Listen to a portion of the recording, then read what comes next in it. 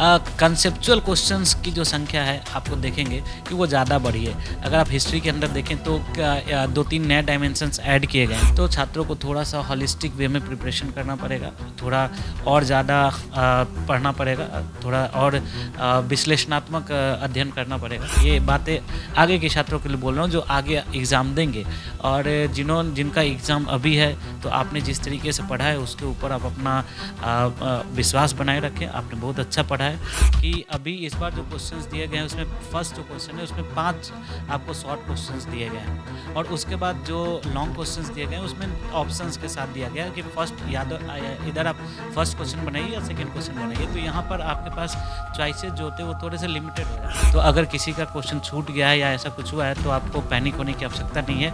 ज़्यादातर स्टूडेंट्स के क्वेश्चन छूटे हैं या कुछ क्योंकि क्वेश्चंस ऐसे डायमेंशन से आए जहाँ पर पूछे जाने की संभावना कम। फ्रेशर्स हैं या फिर 69वीं जो देना चाहते हैं, पीटी भी बदल चुका है पहले से, मेंस भी अब बदल चुका है, उसके लिए क्या रणनीति होनी चाहिए? वन लाइनर बुक्स को थोड़ा सा साइड करें और सब्जेक्ट को पूरा एज ए होलिस्टिक प्रिपरेशन के साथ पढ़ें। जैसे पूरी घटनाओं को कनेक्ट करते हुए पढ़ें, तभी आप प्रीलिम्स के क्वेश्चन सॉल्व कर पाएंगे। नमस्कार, आप देख रहे हैं द बिहार टॉप, मैं हूं आदेशपुरी। आज 68वीं बीपीएससी मेंस का एग्जाम हुआ, जीएस फर्स्ट पेपर का एग्जाम था। काफ़ी बदला हुआ एग्जाम है। आपको बता दें कि पैटर्न भी बदला हुआ है। अब ऑप्शनल जो है वो ऑब्जेक्टिव हो गया और एक एसए पेपर जुड़ा हुआ है। पूरा कहें तो मेंस 67वीं से अलग है।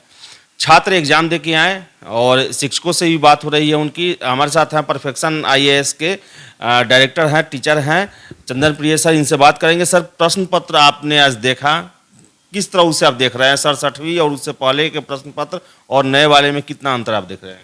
देखिए, सबसे पहले तो दो स्थानों पर इसमें परिवर्तन देखने को मिल रहा है। पहला तो एक पैटर्न में परिवर्तन है, और दूसरा पैटर्न का मतलब क्वेश्चन पूछने का जो तरीका है उसमें परिवर्तन है, और दूसरा आप देखेंगे कि क्वेश्चन की जो क्वालिटी है उसमें भी आपको काफ़ी ज़्यादा परिवर्तन देखने को मिलेगा। जैसे सबसे पहली बात तो पैटर्न में क्या परिवर्तन है, जिन्होंने एग्ज़ाम दिया होगा उन्हें पता भी होगा कि अभी इस बार जो क्वेश्चन दिए गए हैं उसमें फर्स्ट जो क्वेश्चन है उसमें 5 आपको शॉर्ट क्वेश्चन दिए गए हैं, और उसके बाद जो लॉन्ग क्वेश्चंस दिए गए हैं उसमें ऑप्शंस के साथ दिया गया है कि फर्स्ट या तो इधर आप फर्स्ट क्वेश्चन बनाइए या सेकंड क्वेश्चन बनाइए। तो यहाँ पर आपके पास चॉइसेस जो होते हैं वो थोड़े से लिमिटेड हो जाते हैं। तो इस सिचुएशन में पैटर्न में भी कुछ प्रॉब्लम हुआ होगा छात्रों को। अगर कोई भी छात्र ऐसा सोच रहा होगा कि पहले हम सारे शॉर्ट क्वेश्चंस को लिखकर फिर लॉन्ग क्वेश्चन लिखेंगे तो डेफिनेटली उसके क्वेश्चन छूटने की संभावना जो है वो ज़्यादा होगी। इसलिए मैं छात्रों को सजेस्ट करूँगा कि आप सबसे पहले लॉन्ग क्वेश्चंस जो भी हैं 38 मार्क्स के जो क्वेश्चंस हैं उनको पहले लिखें, और उसके बाद तब आप शॉर्ट क्वेश्चंस की ओर जाएं। अगर शॉर्ट क्वेश्चंस छूटते भी हैं तो उसके मार्क्स कम हैं। और एक बात मैं बता दूं, मैंने जितने भी स्टूडेंट से बात किया है ज़्यादातर छात्रों के क्वेश्चंस छूटे हैं। तो अगर किसी का क्वेश्चन छूट गया है या ऐसा कुछ हुआ है तो आपको पैनिक होने की आवश्यकता नहीं है। ज़्यादातर स्टूडेंट्स के क्वेश्चन छूटे हैं या कुछ क्योंकि क्वेश्चंस ऐसे डायमेंशन से आए जहाँ पर पूछे जाने की संभावना कम थी। जैसे आपको विश्वविद्यालय वाला जो क्वेश्चन था वहाँ पर, और ये आपने देखा होगा शॉर्ट क्वेश्चंस के अंदर भी आपने देखा होगा जो स्काउट गाइड से संबंधित क्वेश्चन है तो उसके छूटने की संभावना है। तो अगर आपका छूट गया है तो पैनिक नहीं हो, नेक्स्ट एग्ज़ाम के लिए प्रिपेयर करते रहें, और नेक्स्ट एग्ज़ाम जो है आपका उसके लिए आप अच्छे तरीके से खुद को प्रिपेयर करें। तो पहला तो जो परिवर्तन है वो आपको पैटर्न में देखा गया। दूसरा, कंसेप्चुअल क्वेश्चंस की जो संख्या है आपको देखेंगे कि वो ज़्यादा बढ़ी है। अगर आप हिस्ट्री के अंदर देखें तो 2-3 नए डायमेंशंस ऐड किए गए हैं, जैसे कि गुफा से संबंधित, गुफा आर्ट से संबंधित क्वेश्चंस, मंदिर कला से संबंधित क्वेश्चंस के भी पूछे गए हैं। तो ऐसे कई सारे डायमेंशंस जो हैं वो आपको देखेंगे कि आप यहाँ पर नए डायमेंशंस निकले हैं। तो छात्रों को थोड़ा सा होलिस्टिक वे में प्रिपरेशन करना पड़ेगा, थोड़ा और ज़्यादा पढ़ना पड़ेगा, थोड़ा और विश्लेषणात्मक अध्ययन करना पड़ेगा, तो निश्चित रूप से सफलता मिलेगी। और अब अभी आपने जितना किया है, मैं ये बातें आगे के छात्रों के लिए बोल रहा हूँ जो आगे एग्ज़ाम देंगे, और जिनका एग्ज़ाम अभी है तो आपने जिस तरीके से पढ़ा है उसके ऊपर आप अपना विश्वास बनाए रखें। आपने बहुत अच्छा पढ़ा है, और अगर गड़बड़ होता है, अगर कोई आउट ऑफ द वे कुछ क्वेश्चंस होते हैं, क्वेश्चंस तो आउट ऑफ द वे नहीं होते, आपने जो प्रिडिक्शन किया है, ज़्यादातर लोगों ने जो प्रिडिक्शन किया है उससे इतर अगर कुछ क्वेश्चन होते हैं तो निश्चित रूप से आप घबराएं नहीं, वो सभी के लिए है। तो सभी के साथ वो उस समस्या का सामना करना पड़ेगा। तो आप अपना जो मोटिवेशन है उसको बनाए रखें और लगातार अगले एग्ज़ाम के लिए प्रिपरेशन करते हैं। सर ये परीक्षा पैटर्न तो आपने 67वीं 68वीं में देखा, इतना परिवर्तन हुआ। तैयारी को किस तरह परिवर्तन करना पड़ेगा जो फ्रेशर्स हैं या फिर 69वीं जो देना चाहते हैं?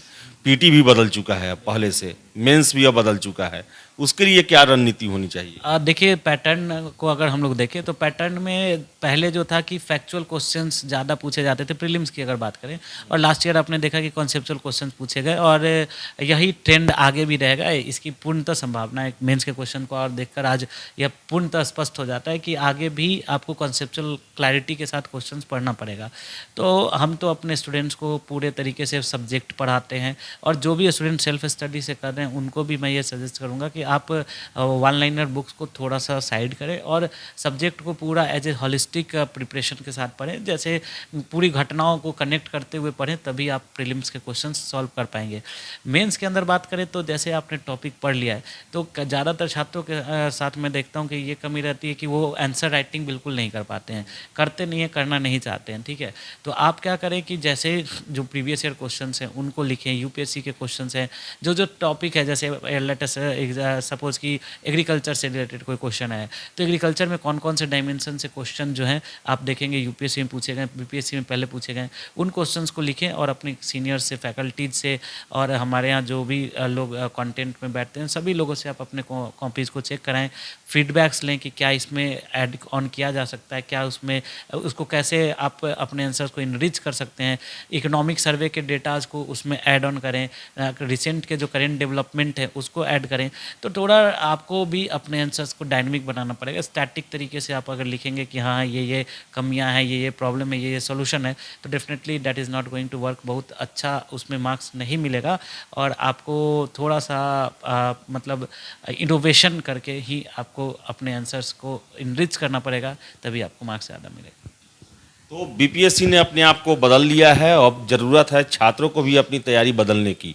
67वीं देखें तो कुछ और था और 68वीं कुछ और हो गया है। तो इसको लेकर आप रणनीति बनाएं, तैयारी करें, और 30 सितंबर को पीटी परीक्षा होना है 69वीं का, तो 30 को होगा ही होगा, क्योंकि बीपीएससी अब एक दूसरे ही रास्ते पे है, जहां वो डेट देती है खासकर सिविल सेवा को लेकर, तो उस डेट पर परीक्षा ले ही लेती है। तो फिलहाल इस वीडियो में इतना ही। बहुत बहुत धन्यवाद।